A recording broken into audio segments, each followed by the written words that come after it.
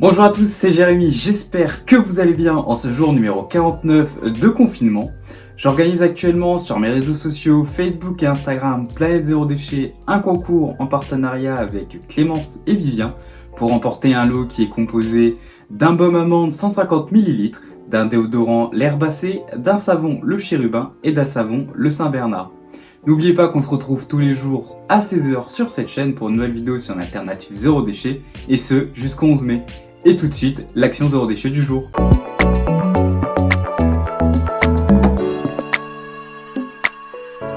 En moyenne, un Français achète 6 livres à l'année. Sur ces livres, combien sont lus plus d'une fois? Alors que sa création a demandé énormément de ressources, pollue l'eau et l'air, ces livres méritent une seconde vie.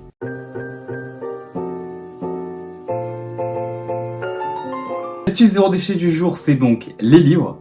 Quand on pense à la création d'un livre, on pense forcément au papier et donc à la déforestation par conséquence. Mais sa création demande aussi énormément de ressources comme l'eau et pollue énormément l'air et l'eau. Lorsque le bois est transformé en papier ou en pâte de papier, il y a une forte pollution de l'eau et de l'air. La fabrication du livre, son impression, sa mise en page pollue encore une fois énormément l'air. Et à la fin de sa vie, un livre est généralement recyclé ou bien souvent incinéré, ce qui contribue encore une fois à polluer l'air. Il y a aussi bien sûr tout le transport entre chaque processus de fabrication, mais aussi la déforestation à l'aide du feu ou de machines qui jouent sur le changement climatique. Il existe pourtant des astuces simples à mettre en place afin de rallonger la durée de vie d'un livre et son utilisation, et donc ainsi de réduire son impact environnemental. Il suffit par exemple de louer en bibliothèque ou en médiathèque, cela évitera d'acheter un livre, de le lire une fois, de le stocker dans une armoire ou dans un carton, ou pire, de le jeter alors qu'il n'a été justement lu qu'une seule fois. Vous avez aussi la possibilité d'acheter et de vendre vos livres d'occasion dans une bourse aux livres, une braderie ou sur des sites internet comme Vinted, Le Bon Coin ou des sites spécialisés dans la vente de livres d'occasion comme vendrelivre.fr.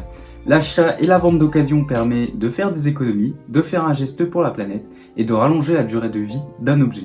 J'ai fait une vidéo sur ce sujet que je vous mets juste ici si ça vous intéresse. Il existe aussi Recyclivre, vous pouvez donner vos livres, CD, DVD, vinyle ou jeux vidéo.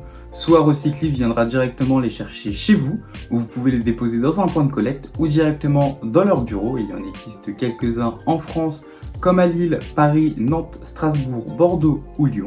Et vous pouvez bien entendu acheter des livres, des DVD, des CD, des vinyles ou des jeux vidéo sur leur site internet.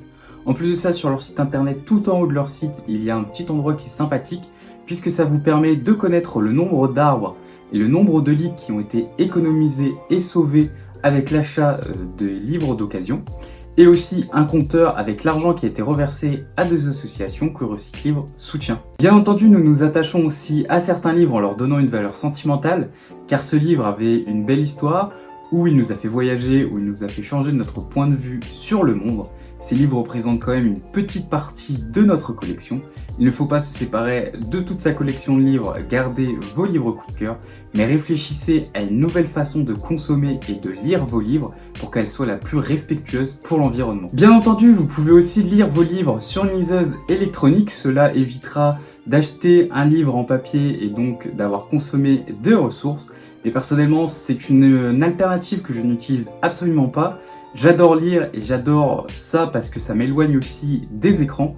Et donc je ne vois pas l'utilité de lire sur un écran.